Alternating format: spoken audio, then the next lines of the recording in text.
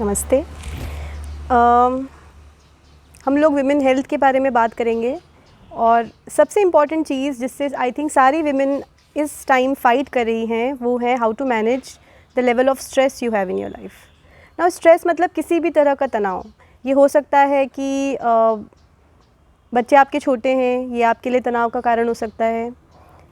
For any one who is newly married, उसके लिए तनाव का कारण हो सकता है the change, the shift, like you अब now you have to adjust in the new family.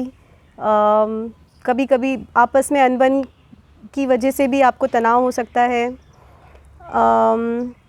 Health related तनाव हो सकते हैं, फाइनेंशियल तनाव हो सकते हैं, मतलब इकोनॉमिकल क्राइसिस की वजह से तनाव हो सकते हैं। तो there could be an number of reasons जिसकी वजह से हमारी लाइफ में या हमें थोड़ा सा स्ट्रेस्ड आउट फील हो सकता है। तो आप कैसे इस तनाव को मैनेज करेंगे? बिकॉज जितना भी हमारे बॉडी में स्ट्रेस लेवल होता है, मतलब देखो विमेन की बॉडी में दो बहुत इंपॉर्टेंट हार्मोन्स हैं। एक हार्मोन है ईस्ट्रोजन, एक हार्मोन है प्रोजेस्टेरोन। तो ये जो सेकेंड वाला हार्मोन है प्रोजेस्टेरोन, इट इज़ रिस्पॉन्सिबल कि आपके पीरियड्स रेगुलर हों। ये ज़रूरी है ताकि आपको एक नॉर्मल साइकिल आपकी हो। तो जब आपकी बॉडी में स्ट्रेस लेवल हाई होते हैं ना, तो जो कॉर्टिसोल होता है वो रिलीज़ होता है। Like cortisol is the hormone which releases when you have chronic stress. किसी भी चीज़ की वजह से अगर आप chronically you are under stress तो आपका cortisol level is going to be very high. And the precursor मतलब जिससे कॉर्टिसोल बनता है उसी हार्मोन से प्रोजेस्टेरोन भी बनता है, उसका प्रिकर्सर सेम है। उसी प्रिकर्सर से कॉर्टिसोल बनेगा, उसी प्रिकर्सर से प्रोजेस्टेरोन बनेगा। तो when you are in chronic stress and when you have high level of cortisol in your body, तो उस सिचुएशन में आपकी बॉडी में प्रोजेस्टेरोन अच्छे से नहीं बन पाता। इस वजह से आपको जो भी माहवारी से रिलेटेड प्रॉब्लम्स होती हैं वो उसका मुख्य कारण वही है। अगर आपको जल्दी जल्दी पीरियड्स आते हैं या आपको टाइम से पीरियड नहीं आते, if you are having delayed periods, या आपको हैवी ब्लीडिंग है, या आपको बहुत कम ब्लीडिंग है, या आपको पीरियड्स के टाइम बहुत ज़्यादा दर्द है, तो ये जो सारी चीज़ें हैं they are known as hormonal imbalance because you have some imbalance in hormones in your system. तो how will you manage that? आप कैसे उसको ठीक कर सकते हैं, आप कैसे उसको करेक्ट करेंगे? सो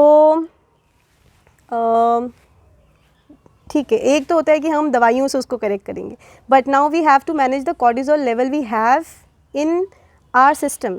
तो हम स्ट्रेस को कैसे कम कर सकते हैं? हम स्ट्रेस को दो तरह से कम कर सकते हैं। जिस भी चीज़ की वजह से आपको स्ट्रेस आ रहा है उसके बारे में आप सोचिए, ठीक है, कि these are the things which are stressing मी।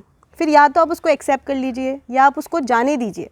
जैसे कुछ लोगों को स्ट्रेस आता है अगर उनका घर बहुत गंदा होता है, या मतलब ये छोटी छोटी चीज़ें हैं जो हमें इरिटेट कर देती हैं। हम दिन भर घर की सफाई कर रहे होते हैं, बच्चे आते हैं फिर वापस गंदा कर देते हैं, फिर ढोल देते हैं। कभी हमारी मेड नहीं आती, कभी हमें जल्दी हो रही होती है, हॉस्पिटल भी जाना है, भाई बच्चों को स्कूल भी भेजना है, टिफ़िन भी बनाना है, कैसे हम मैनेज करें, how can we do everything at the same time. और ये सब छोटी छोटी चीज़ें हमें स्ट्रेस आउट करती हैं।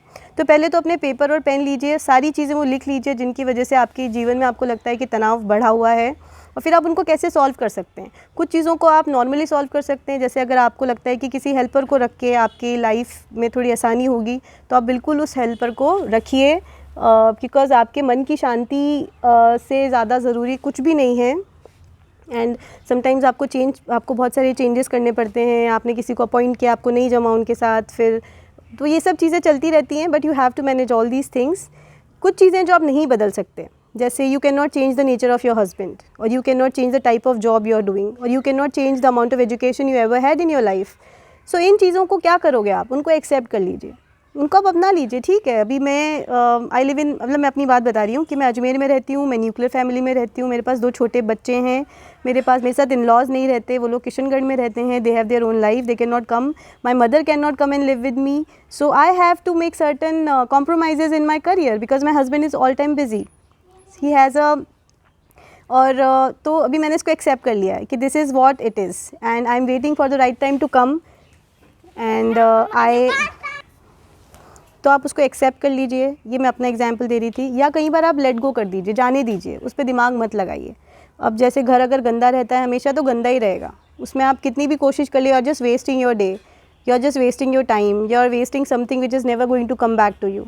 सो इट इज़ ऑल गुड, ठीक है, रहने दीजिए घर गंदा। कोई आके कहेगा तो कह लेगा, क्या फ़र्क पड़ता है।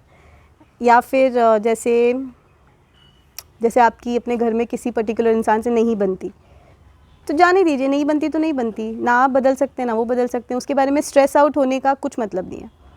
या फिर ऐसे बहुत सारी चीज़ें हैं, कभी भी आप किसी स्ट्रेस सिचुएशन में जाएं जिसकी वजह से आपकी बॉडी का कॉर्टिसोल लेवल बहुत हाई हो रहा है, तो आप डेफिनेटली बैठें और सोचें कि मैं इसमें क्या बदलाव कर सकती हूँ। या तो आप उस सिचुएशन को अपना लीजिए या उसको छोड़ दीजिए, because life is too short to stress upon small small things. ऐसे ही हम बुढ़े हो जाएंगे, ऐसे ही हमारा टाइम जाते जाएगा जाते जाएगा जाते जाएगा, और एक दिन हमें रियलाइज़ होगा कि यार लाइफ तो ऐसी छोटी छोटी चीज़ों की चिंता करने में ही बीत गई।